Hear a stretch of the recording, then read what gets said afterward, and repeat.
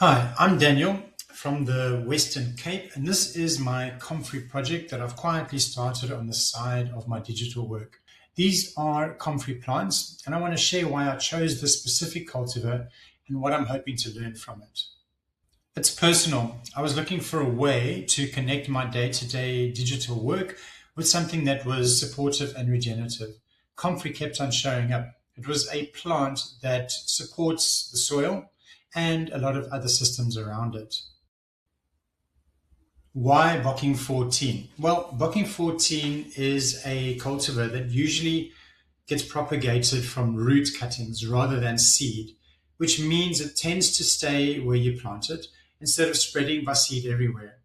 It's known for producing a lot of biomass, so it's great for chop and drop mulch and for feeding compost heaps.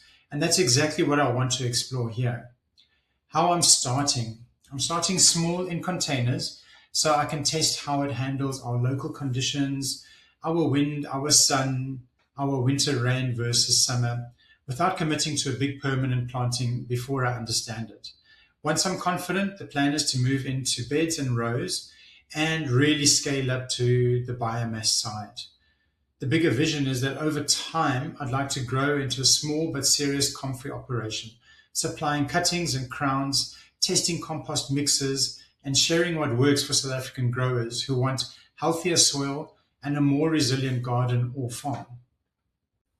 If you're curious about any of that, or you're a grower who's already working with Comfrey, I'd love to have you along for the journey. In the description is a link to my website, and there I'm going to post some updates along with this YouTube channel. Help me with some suggestions of what to film here. I have a long pot with some Bocking 14 growing in it and some root cuttings that have not popped up yet. And in another pot, I have a Bocking 14 with less compost in it, and there's more sandy soil that's suited more to our local conditions. And then I have a pot of Symphytum officinalis with about 5 plants in it.